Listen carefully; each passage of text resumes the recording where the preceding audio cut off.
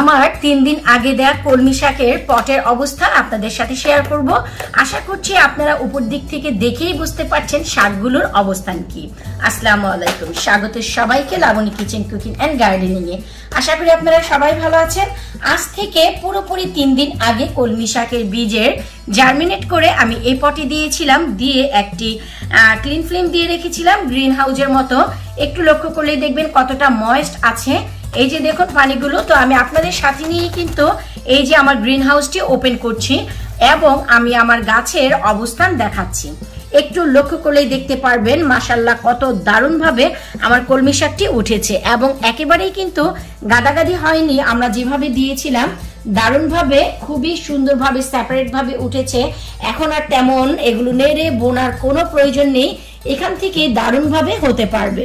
আর যেমনটি কি বলেছিলাম যে কলমি শাকের মাটি ধাপে ধাপে দিতে হয়, তো এটিও ব্যতিক্রম নয়, এই গাছটিও ঠিক তাই ধাপে ধাপে দিতে হবে। কারণ এই যে দেখুন নিচ দিক থেকে এই যে শিকড়, এই শিকড়টি কিন্তু উপরে উঠে এসেছে, তো এটি নিজে নিজে আবার নিচে নেমে যাবে। কিন্তু যখন কিছুটা বড় হবে তখন আমাদের যে কাজটি করতে হবে এই যে এখান দিয়ে আমাদের মাটি দিয়ে দিতে হবে। তো দেখলেন তো আমরা বাহিরে নেয়ার আগেই কত দারুণ ভাবে ঘরেই কিন্তু কলমি শাকের বীজ তৈরি করে ফেললাম। একে বলা হয় একেবারে ছোট বাচ্চা কলমি শাক তৈরি করে ফেলেছি বাহিরের আগেই। এখন একটু বড় হলে এই পটটি ঘরেও রাখতে পারবেন, বাহিরেও রাখতে পারবেন, কোনো সমস্যা নেই। যারা কলমি শাক পছন্দ করেন অবশ্যই এই পদ্ধতিতে আপনারা ফলন করুন। যে 3 দিনেই কত দারুণ ভাবে দেখুন কলমি শাক চলে এসেছে। তো এখন হচ্ছে আমাদের এই কলমি শাকের পরিচর্যা। এখন বর্তমানে পরিচর্যা কি, এখন দেখতে হবে যে মাটিতে পানির পরিমাপ কতটুকু আছে। মাটিগুলো একেবারেই ময়েস্ট আছে, মোটেও ড্রাই না, তাই আমাদের এখানে পানির কোনো প্রয়োজন নেই। এক, দ্বিতীয়ত এই গাছগুলো এখন তেমন কোনো হাতাহাতি করা যাবে না, তার মানে হচ্ছে খুব বেশি টাচ করা যাবে না, নিজে নিজে বাড়তে দিতে হবে।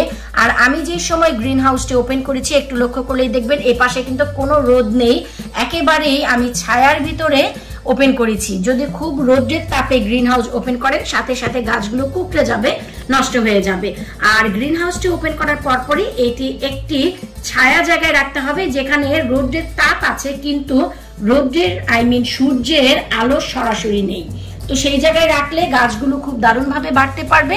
গ্রিন হাউস সরানোর পর ঠিক 3 দিনের মাথায় এই গাছগুলো সেটেল হয়ে যায়, তখন আপনারা সরাসরি রোদের তাপে রাখলেও গাছগুলি কোনো সমস্যা হবে না।